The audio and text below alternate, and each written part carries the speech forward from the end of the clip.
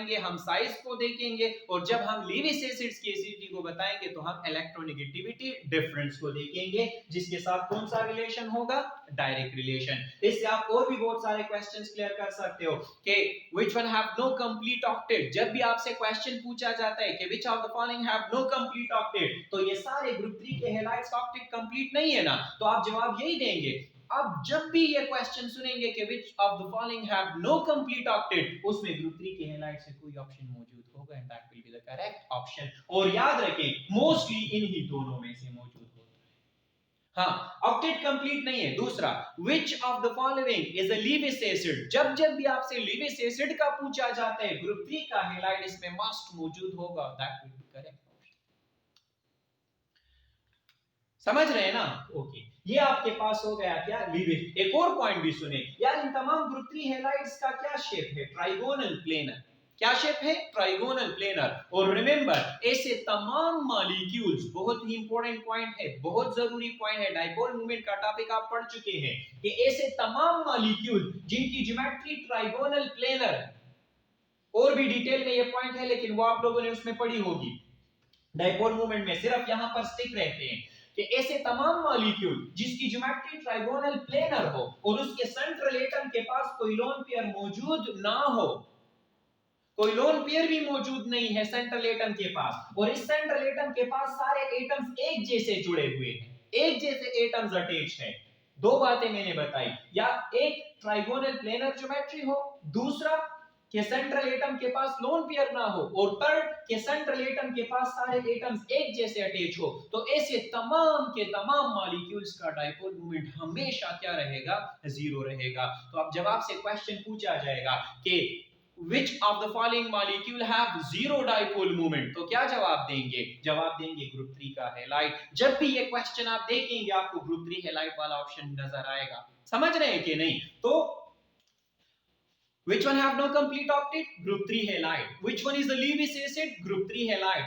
Which one have zero dipole moment, group 3 halide. सबका यही जवाब हुआ। और इनके पास दो इलेक्ट्रॉन कम है कि नहीं है, तो यार अगर इनके पास दो इलेक्ट्रॉन कम है तो ये इलेक्ट्रॉन लेंगे ना, तो अगर ये इलेक्ट्रॉन इनके पास कम है तो ये इलेक्ट्रॉन लविंग होंगे कि नहीं, यस सर, ये तो इलेक्ट्रॉन लविंग भी होंगे।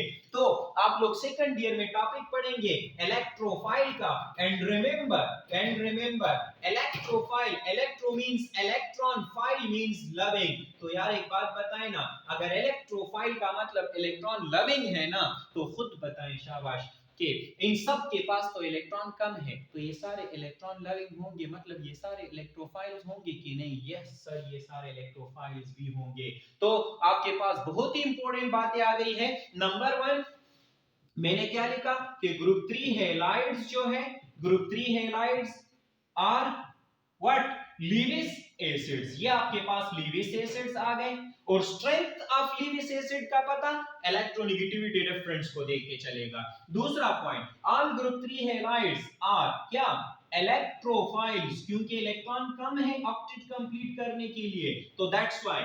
थर्ड पॉइंट कि जितने भी ग्रुप 3 के हैलाइड्स है इनका ऑक्टेट भी कंप्लीट नहीं है, so group 3 halides have no complete octet, ये भी आपके पास आ गया है, हैव नो कंप्लीट ऑक्टेट, ये भी आपके पास आ गया है। एंड फोर्थ पॉइंट कि इन सब का डाइपोल मोमेंट भी क्या होगा, जीरो होगा। So all group 3 halides have क्या, जीरो डाइपोल मूवमेंट, क्या, जीरो डाइपोल मूवमेंट। तो आपके पास जनाब आ गई है चार बहुत ही इंपॉर्टेंट बातें, लीविस एसिड्स के स्ट्रेंथ के साथ साथ आपको ये सारे पॉइंट्स भी क्लियर हो जाते हैं। तो अब जब भी पूछा जाए which one is a Lewis acid, which one is electrophile, which one have no complete octet, which one have zero dipole moment, इन सब में इन्हीं में से ऑप्शंस मौजूद होंगे, and that will be the correct option.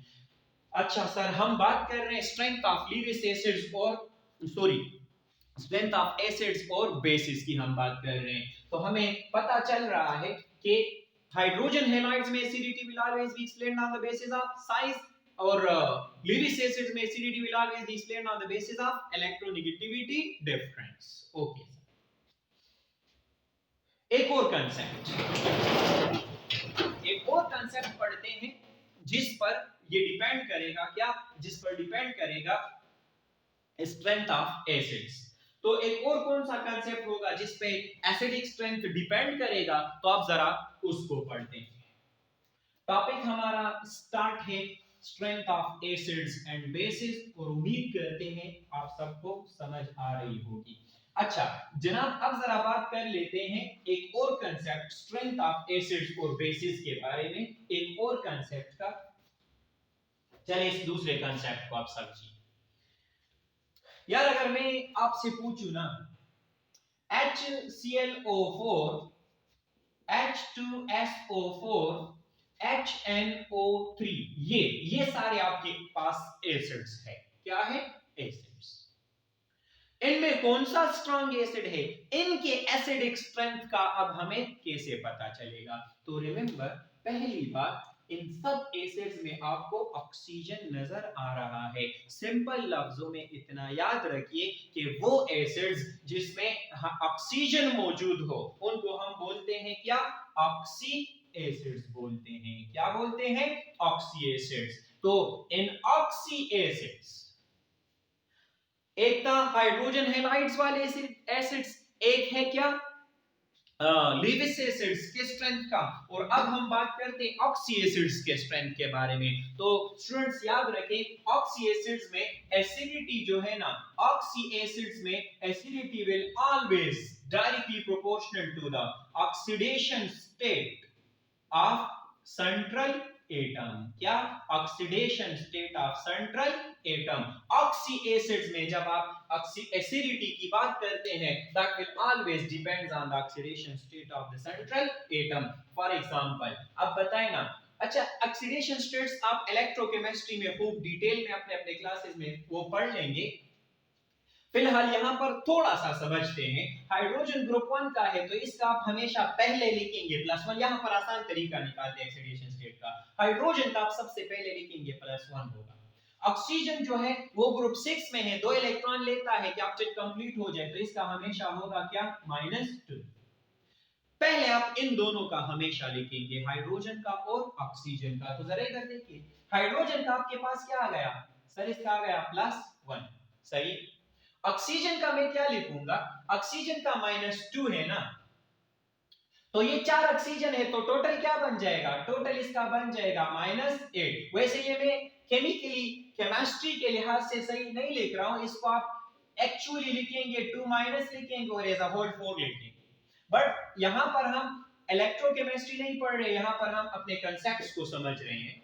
तो सिंपल समझेंगे, ये -2 है तो 4 मैंने लिखे, 4 ऑक्सीजन है तो -2 4 8 तो -8 आ गया। अच्छा अब इन सब का अलजेब्रिक सम जो है वो 0 आना चाहिए क्योंकि न्यूट्रल मॉलिक्यूल है। मतलब सिंपल लफ्जों में जितने आपके पास माइनस है उतने ही आपके पास प्लस भी होने चाहिए। तो बताइए ना यार, इधर +1 है और इधर -8 है और प्लस कितने हैं? 1। तो और कितने प्लस कम है सर? हमारे पास 7 कम है, +7। तो ये आपके पास +7 आ जाएगा। सेंट्रल एटम का ऑक्सीडेशन स्टेट क्या आ जाएगा? सेंट्रल एटम का ऑक्सीडेशन स्टेट क्या आ जाएगा? +7। यहां पर भी वही तरीका, पहले हाइड्रोजन और ऑक्सीजन का। हाइड्रोजन का +1 है ना, लेकिन 2 हाइड्रोजन है तो क्या लिख दूं? +2 लिख लें। ऑक्सीजन का -2 है, 4 ऑक्सीजन है तो क्या लिख लें? -8 लिख लें। अब बताएं ना, सेंट्रल एटम का क्या बन जाएगा? -8 है और +2 है तो कितने प्लस कम है? 6 प्लस कम है तो ये आ जाएगा +6। यहां पर सेंट्रल एटम का ऑक्सीडेशन स्टेट हुआ क्या? +6। HNO3 को देखिए, खुद बताते जाए शाबाश। हाइड्रोजन का आपके पास +1, ऑक्सीजन का -2, 3 है तो -6। -6 है और +1 है, कितने कम है सर? 5 कम है। हाँ, प्लस वाले 5 कम है तो +5 हो जाएगा किसका? नाइट्रोजन का। अब इस कंपाउंड में सेंट्रल एटम का ऑक्सीडेशन स्टेट +7, इसमें +6 और इसमें +5, और ये सारे आपके पास ऑक्सी एसिड्स है, और ऑक्सी एसिड्स में तो acidity is directly proportional to oxidation state of the central atom. तो यहां पर ऑर्डर ऑफ एसिडिटी आपके पास क्या बन जाएगी? यहां पर आपके पास ऑर्डर ऑफ एसिडिटी जो बन जाएगी वो आपके पास क्या बन जाएगी? शाबाश, HClO4 is more acidic, क्योंकि oxidation state of the central atom highest है, उसके बाद H2SO4 is more acidic और इसके बाद HNO3 is more acidic. That is the order of acidity. This is the strength of oxy acids. अभी तक हमने स्ट्रेंथ ऑफ एसिड्स में तीन कॉन्सेप्ट्स पढ़े कि अगर हमने हाइड्रोजन हैलाइड्स में देखना है साइज को देखेंगे, लीविस एसिड्स में इलेक्ट्रोनेगेटिविटी डिफरेंस को देखेंगे और ऑक्सी एसिड्स में हम oxidation state of the central atom को देखेंगे। यहाँ पर शायद कुछ स्टूडेंट्स के जहन में क्वेश्चन आ रहा हो कि सर अगर इस तरह आ जाए कि HClO4 HBrO4 और HiO4 आ जाए तो अब इनमें ज्यादा एसिडिक कौन सा होगा, क्योंकि इन तमाम में तो सेंट्रल एटम का ऑक्सीडेशन स्टेट क्या आने वाला है, +7 आने। ये आप सारे खुद मालूम करें तो इन सब में सेंट्रल एटम का ऑक्सीडेशन स्टेट क्या आने वाला है, +7। और ये सारे तो आपके पास क्या है, ये सारे तो आपके पास ऑक्सी एसिड्स भी है। तो सर आपने तो कहा था कि ऑक्सी एसिड्स में सेंट्रल एटम का ऑक्सीडेशन स्टेट जिसका हाईएस्ट वो स्ट्रॉन्ग एसिड। सर इन ऑक्सी एसिड्स का स्ट्रेंथ कैसे पता चलेगा, इनमें तो सब में ऑक्सी एसिड्स और सब में सेंट्रल एटम का ऑक्सीडेशन स्टेट +7 है। तो अब इस कांसेप्ट से तो ये नहीं होगा, तो अब कैसे करेंगे? तो जब ऑक्सी एसिड्स में सेंट्रल एटम का ऑक्सीडेशन स्टेट सबका बराबर आ जाए तो फिर वही बात आ जाएगी, याद रखें, फिर इलेक्ट्रोनेगेटिविटी डिफरेंस जो है this is directly proportional to acidity. तो फिर आप इलेक्ट्रोनेगेटिविटीज को देखेंगे या सिंपली आप इलेक्ट्रोनेगेटिविटी को देखेंगे, जिस सेंट्रल एटम में इलेक्ट्रोनेगेटिविटी ज्यादा उसकी एसिडिटी ज्यादा। तो अब ऑर्डर ऑफ एसिडिटी आपके पास क्या बन जाएगी, HClO4 is more acidic than HBrO4 which is more acidic than HiO4. Now this is the order of acidity. बात समझ में आ गई है? Yes sir. अब आप में से शायद कुछ स्टूडेंट्स कुछ और भी सोच रहे हो कि सर अगर हमें इस तरह दिया जाए कि HI दिया हो, एक एसिड, एसिटिक एसिड दिया हो दूसरा एसिड, HNO3 दिया हो तीसरा एसिड, और इधर हमें कोई और एसिड ऑर्गेनिक एसिड सपोज करे दिया या यही दिए हो और यहां पर हमारे पास हो H2SO4, ये हमारे पास मुख्तलिफ एसिड्स हैं, HCN भी है, ये हमारे पास सारे एसिड्स हैं। अब इनमें एसिडिटी का ऑर्डर कैसे मालूम करें? ये तो अब ना साइज से होगा ना इलेक्ट्रोनेगेटिविटी डिफरेंस, मतलब वो तो फिक्स्ड है। अब इसमें तो हाइड्रोजन हैलाइड्स भी आ गए हैं, इसमें तो ऑक्सी एसिड्स भी आ गए हैं, उसमें इसमें उनके अलावा भी आ गए हैं। तो अब कैसे पता लगाएं कि इसमें कौन सा ज्यादा एसिडिक, कौन सा ज्यादा एसिडिक होंगे और कौन से कम एसिडिक? यहाँ पर स्ट्रेंथ ऑफ एसिड का कैसे पता चलेगा? तो रिमेंबर अब इसके बाद यहाँ पर आपको स्ट्रेंथ ऑफ एसिड्स का पता चलेगा, किससे? यहाँ पर स्ट्रेंथ का पता चलेगा Ka वैल्यू से। What is Ka value? हमारा इसी चैप्टर में टॉपिक होगा एसिड आयनाइजेशन कांस्टेंट। इस पे हम डिपेंड करेंगे कि इसके साथ एसिडिटी का डायरेक्ट प्रोपोर्शनलिटी है, डायरेक्ट रिलेशन है, और Ka की वैल्यू हमें एक्सपेरिमेंटली मालूम होती है। फिर एक और भी है, pKa वैल्यू से हमें स्ट्रेंथ ऑफ एसिड्स का पता चलता है, तो pH से हमें स्ट्रेंथ ऑफ एसिड्स का पता चलता है। तो ये जो थ्योरेटिकल कांसेप्ट्स हैं जिससे आपको समझ सकते थे कि ये ज्यादा एसिडिक है ये कम एसिडिक है, वो तो बता दिए। अब इसके आपसे जब क्वेश्चंस पूछे जाते हैं आपको इसी यही जो ऑर्डर मैंने बताई इन्हीं में से पूछे जाते हैं। कभी भी इस तरह का क्वेश्चन आप लोगों से नहीं पूछा जाएगा, कभी भी इस तरह का क्वेश्चन नहीं पूछ सकते। इसके लिए एक्सपेरिमेंटल डेटा का होना बहुत जरूरी है कि आपके पास एक्सपेरिमेंटल डेटा हो, तो तब आप Ka वैल्यूज को देखकर एसिडिटी बता सकते हैं, pKa वैल्यूज देखकर एसिडिटी बता सकते हैं, इफेक्ट ऑफ सॉल्वेंट किस सॉल्वेंट में है उसको देखकर एसिडिटी बता सकते हैं, pH वैल्यू देख के आप एसिडिटी बता सकते हैं, और ये सारी चीजें एक्सपेरिमेंटली मालूम होती है। इसलिए ऐसा क्वेश्चन आपको इन चीजों से पता चलेगा, एक्सपेरिमेंटल डेटा से। इंशाल्लाह जो हमारा नेक्स्ट लेक्चर होगा उसमें फिर हम बात करेंगे water self ionisation of water की, और साथ साथ में एसिड आयनाइजेशन कांस्टेंट Ka और बेस आयनाइजेशन कांस्टेंट Kb, साथ साथ में pKa एंड pKb। लेकिन शायद आप सोच रहे हैं सर आपने स्ट्रॉन्ग बेसिस का तो कुछ नहीं बताया, जो मैंने स्ट्रॉन्ग एसिड्स के लिए बताया यही सब कुछ उल्टा कर लें तो ये बन जाएगा किस चीज के लिए, स्ट्रॉन्ग बेसिस के लिए। Oxidation state of the central atom highest होगा तो वो स्ट्रॉन्ग एसिड होगा, लेकिन लोवेस्ट होगा तो वो स्ट्रॉन्ग बेस होगा।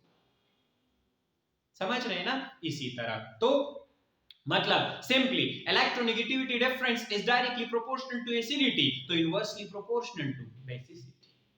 जो स्ट्रॉन्ग एसिड्स के लिए कहा वही उल्टा कर दे तो ये बन जाएगा किसके लिए, स्ट्रॉन्ग बेसिस के लिए। तब तक के लिए इंशाल्लाह इस पे बार बार इसको रिवाइज करें इस लेक्चर को। नेक्स्ट लेक्चर में मिलते हैं एसिड आयनाइजेशन कांस्टेंट के एंड साथ साथ में बेस आयनाइजेशन कांस्टेंट के बी के साथ। Thank you very very much.